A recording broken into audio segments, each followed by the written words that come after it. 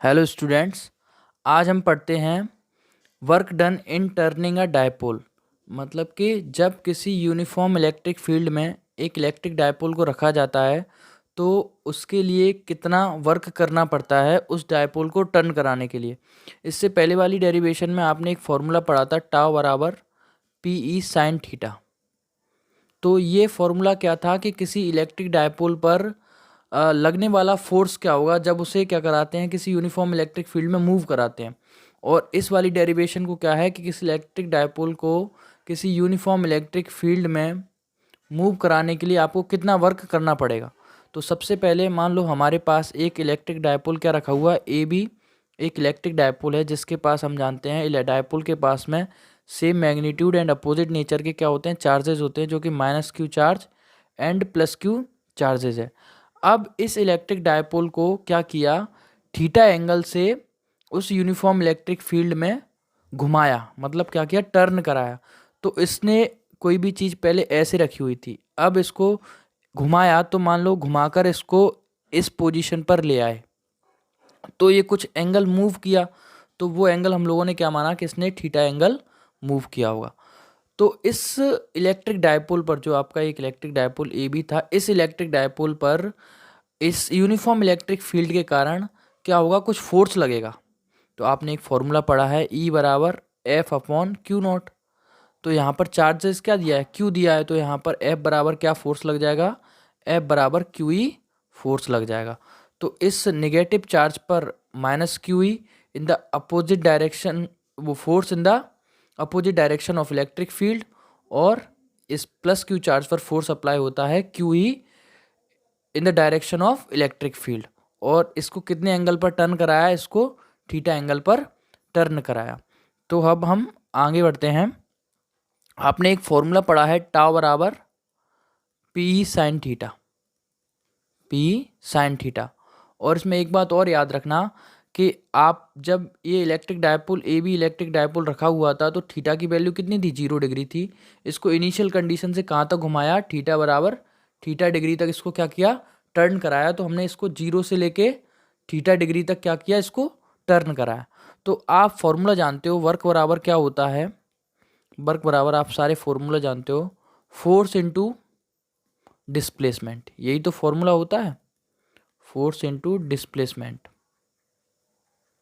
चूंकि ये डिस्प्लेसमेंट एक कैसा डिस्प्लेसमेंट है, ये एक टर्न कर रहा है, तो ये डिस्प्लेसमेंट एंगुलर डिस्प्लेसमेंट है। ये किस प्रकार का डिस्प्लेसमेंट है, एक एंगुलर डिस्प्लेसमेंट है। और हम जानते हैं कि किसी डायपोल पर जब वो यूनिफॉर्म इलेक्ट्रिक फील्ड में क्या करता है, टर्न करता है, तो उस पर क्या लगता है, टॉर्क नाम का एक फोर्स लगता है। तो यहाँ पर क्या लग गया, ये टॉर्क लग गया। और ये डिस्प्लेसमेंट कर रहा है तो कितने एंगल पर कर रहा है, थीटा एंगल पर कर रहा है। लेकिन अभी हम एक तरीके से स्मॉल वर्क निकालेंगे तो इसको क्या बोलेंगे, डी डब्ल्यू बोलेंगे। तो हमने बोला इसने एंगुलर डिस्प्लेसमेंट किया होगा, बहुत ही कम डिस्प्लेसमेंट किया होगा, तो इसको हम लोग क्या बोल देंगे, डी थीटा बोल देंगे। ठीक है। जहाँ आपके पास में टाउ की वैल्यू क्या दी हुई है, पी ई sine theta into D theta. ठीक है। अब जब हम इसको डी डब्ल्यू निकाल रहे हैं तो हम देख पा रहे हैं कि हमारा जो स्टार्टिंग में इलेक्ट्रिक डायपोल ए बी रखा हुआ है वो यूनिफॉर्म इलेक्ट्रिक फील्ड की डायरेक्शन में रखा हुआ है। तो उस प्लेस पर थीटा की वैल्यू क्या है, 0 डिग्री है। अब जब इस इलेक्ट्रिक डायपोल ए बी को जब डिस्प्लेस किया जाता है, थीटा एंगल पर टर्न कराया जाता है, तो इसकी पोजीशन क्या आ जाती है, ए डैश बी डैश हो जाती है। तो थीटा हमारा टर्न करके क्या पोजीशन ले लेता है, थीटा ले लेता है। जो कि मान लो पहले कोई एक ऑब्जेक्ट ऐसे रखा हुआ होगा तो यूनिफॉर्म इलेक्ट्रिक फील्ड के साथ 0 डिग्री एंगल बना रहा है। लेकिन अगर इसको टर्न करा के रख दिया जाए तो ये कुछ एंगल बनाया ना इसने इसके साथ, तो वो एंगल क्या माना, थीटा माना है।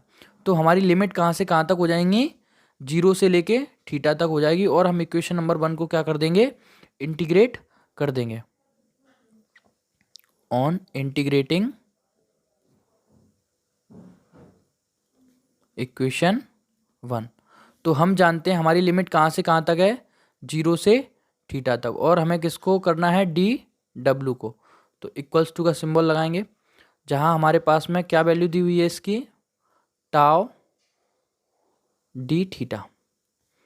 टाव की वैल्यू क्या है, 0 से थीटा 0 से थीटा, और टाउ की वैल्यू क्या है, पी ई साइन थीटा डी थीटा, जहाँ पर ये इसके साथ सेम है तो साइन थीटा अंदर रह जाएगा और पी क्या हो जाएगा आपके पास में, बाहर आ जाएगा। पी क्या हो गया, बाहर आ गया, और 0 से थीटा और साइन थीटा डी थीटा। हम जानते हैं साइन थीटा का इंटीग्रेशन क्या होता है, साइन थीटा का इंटीग्रेशन होता है माइनस कॉस थीटा। क्या होता है, माइनस कॉस थीटा 0 से थीटा, 0 से थीटा होता है। ठीक है, अब सबसे पहले आप कौन सी लिमिट अप्लाई करोगे, सबसे पहले आप सारे जानते हो, सबसे पहले अपर लिमिट अप्लाई की जाती है तथा निगेटिव का सिंबल लगाने के बाद में लोअर लिमिट अप्लाई की जाती है। तो equals to P minus cos theta minus cos 0 degree, इसी तरीके से तो लिखेंगे और इसको ब्रैकेट क्या कर देंगे, क्लोज कर देंगे। सबसे पहले आपने लिमिट अप्लाई की तो अपर लिमिट को इस थीटा के प्लेस पर रखा, तो माइनस कॉस थीटा के प्लेस पर माइनस कॉस थीटा आ गया। फिर निगेटिव का सिंबल लगाया और 0 को अप्लाई रखा, 0 डिग्री को रखा, तो कॉस 0 को यहाँ पर रख दिया। तो पी ये क्या हुआ, माइनस कॉस थीटा, और यहाँ ये माइनस माइनस क्या हो जाएगा, प्लस, और ये वैल्यू किसकी बन जाएगी, कॉस 0 डिग्री की। तो यहाँ से पी ई कॉस 0 कितना होता है आप सारे जानते हो, कॉस 0 की वैल्यू होती है आपके पास में 1। तो यहाँ से W बराबर आपके पास में क्या आ गया, P E 1 minus cos theta. तो किसी इलेक्ट्रिक डायपोल को किसी यूनिफॉर्म इलेक्ट्रिक फील्ड में टर्न कराने के लिए रिक्वायर्ड वर्क की ज़रूरत क्या पड़ेगी आपके पास में, W बराबर P E 1 minus cos theta. आप इन सारे नामों को तो अच्छे से जानते होंगे, जहाँ पी को क्या बोलते हो आप लोग, डायपोल मूवमेंट बोलते हो, पी को क्या बोलते हो, डायपोल मूवमेंट बोलते हो। तथा ये ई क्या होता है आपके पास में, ई ये इलेक्ट्रिक फील्ड होता है जिसमें इलेक्ट्रिक डायपोल क्या हुआ होता है, रखा रहता है।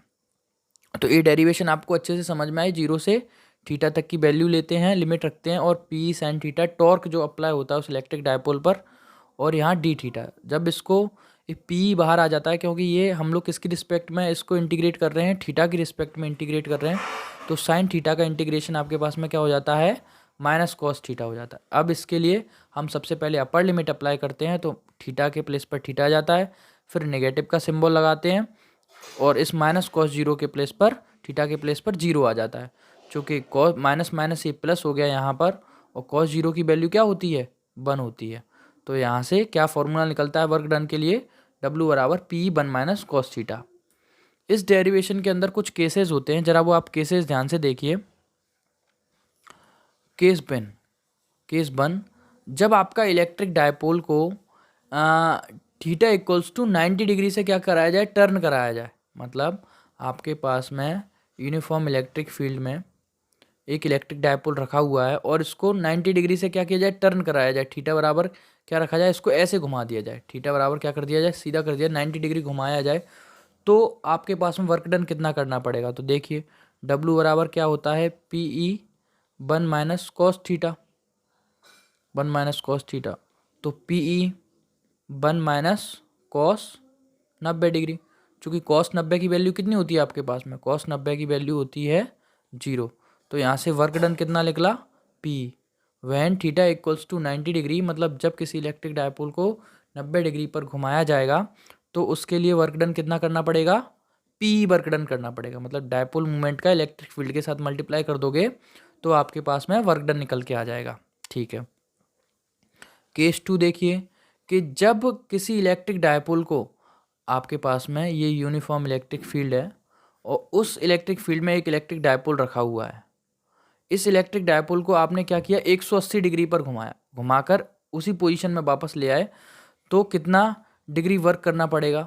तो वैसे आप समझ ही पा रहे हो कि 90 के लिए पी निकला है तो 180 के लिए दुगना ही वर्क डन करना पड़ेगा। और इसको कर लेते हैं, W बराबर क्या होता है, पी 1 माइनस कॉस थीटा, तो W P 1 minus cos 180। Cos 180 की वैल्यू क्या होती है, -1।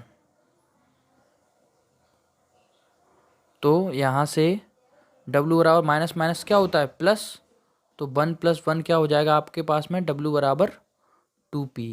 तो जब किसी इलेक्ट्रिक डायपोल को 180 डिग्री पर घुमाया जाता है तो उसके द्वारा किया गया वर्क डन कितना होता है 2p ही होता है। केस तो वैसे एक और भी बन सकता है, जैसे कि अगर मैं बोलूँ कि अगर थीटा बराबर 0 डिग्री है, अगर किसी इलेक्ट्रिक डायपोल को क्या नहीं किया जाता, घुमाया नहीं जाता, टर्न नहीं कराया जाता। अगर सोचने की बात है, अगर इलेक्ट्रिक डायपोल को टर्न ही नहीं कराया जाएगा तो उस पर लगने वाला टॉर्क भी क्या होगा, 0 ही होगा, क्योंकि कुछ डिस्प्लेसमेंट ही नहीं हुआ। तो W बराबर पी ई, तो वर्क डन देखते हैं 1 माइनस कॉस थीटा, तो P E 1 minus cos 0 degree, cos 0 degree, तो पी ई 1 माइनस 1, तो जहाँ से पी ई इंटू 0, तो यहाँ से वर्क डन कितना हुआ 0। तो आपके पास में 3 कंडीशन बनी कि जब इलेक्ट्रिक डायपोल को यूनिफॉर्म इलेक्ट्रिक फील्ड की डायरेक्शन में रखा हुआ होता है और उसको घुमाया नहीं जाता तो वर्क डन कितना है आपके पास में 0 है। जब उसको 180 डिग्री घुमाया जाता है तो वर्क डन कितना है आपके पास में 2p है। और जब उसको 90 डिग्री टर्न कराया जाता है तो इलेक्ट्रिक डायपोल पर, तो वर्क डन कितना है आपके पास में p है। Thank you students. अगर आपको वीडियो पसंद आती हैं तो आप चैनल को सब्सक्राइब कीजिए। Thank you students.